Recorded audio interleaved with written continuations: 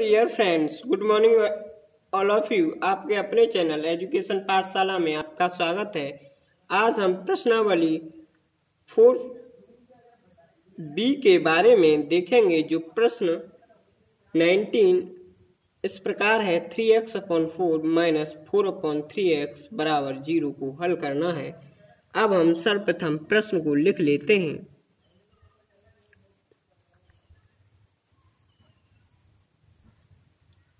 Three x upon 4 - 4/3x = 0। सर्वप्रथम हम इस पद को पक्षांतर करें, तब हम देखेंगे यहाँ पर 3x/4 = 4/3x। अब हम इस पद का गुणा इस पद से और इस पद का गुणा इस पद से करते हैं। क्योंकि 3x का 4 से इसलिए नहीं करते हैं क्योंकि यहाँ बराबर चिन्ह है। अगर यहाँ प्लस माइनस कोई और चिन्ह होता तो हम नीचे का गुणा नीचे करते। जब भी बराबर चिन्ह हो तो हम सिर्फ क्रॉस गुणा करते हैं, इसका गुणा इसमें, इसका गुणा इसमें। अब हम आगे देखेंगे, यहाँ पर जब 3x का गुणा 3x से तो यह संख्या 9x उसके और 4 का गुणा 4 से तो 16 संख्या प्राप्त होती है। अब हम यहाँ से x² का मान निकालें, तब हम देखेंगे कि 16/9 के रूप में x² का मान है। अगर और आगे बढ़ाएं तो यहाँ x² बराबर यह 4/3 का वर्ग है। इसे हम इस रूप में लिख सकते हैं। और अब हम देखें कि जब हम x का मान निकालें तो यहाँ पर जो वर्ग है दूसरे पक्ष में यह रूट के रूप में जाता है, इसलिए 4/3 का वर्ग के रूप में प्रतिस्थापित होता है। और यहाँ लिख सकते हैं जब x का मान ±4/3, यहाँ पर जब यह वर्ग रूट को हटा देता है, इसलिए ±4/3 के रूप में मान निकलता है। अतः लिख सकते हैं x के मान क्रमशः +4/3 तथा -4/3 हैं।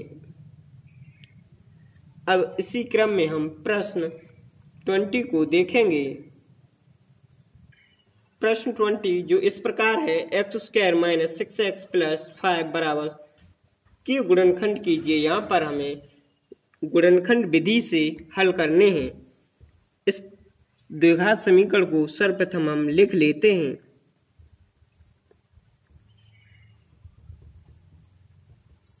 यहाँ पर x² - 6x + 5 = 0।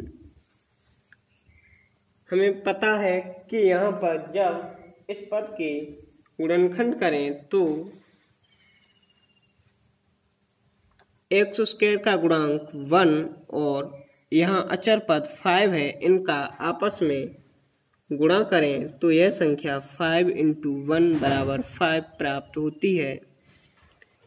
इसलिए हम कह सकते हैं कि अगर हम इसको आपस में 5 × 1 को जोड़ दें तो यह संख्या 6 प्राप्त होगी।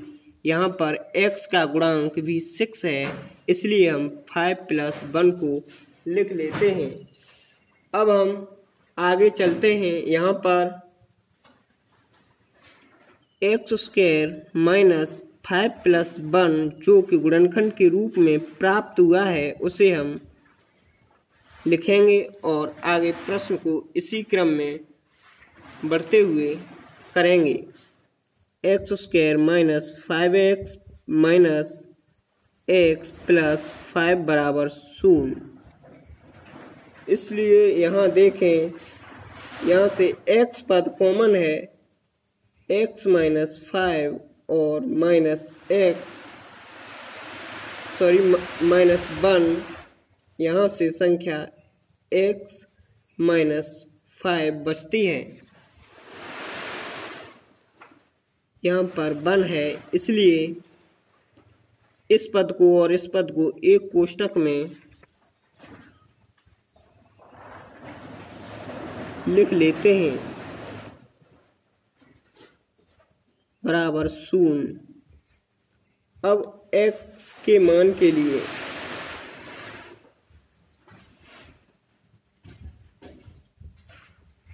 जब x के मान के लिए यहाँ पर x माइनस 5 बराबर 0, x माइनस 1 बराबर 0, यहाँ पर जब 5 को पक्षांतर करें तो संख्या 5, यहाँ पर 1 को पक्षांतर करें तो प्लस 1 संख्या प्राप्त होती है। अतः x के मान क्रमशः 5 और 1 है। इस प्रकार के वीडियोस के हल के लिए हमारे चैनल एजुकेशन पाठशाला को विजिट करें। Thank you.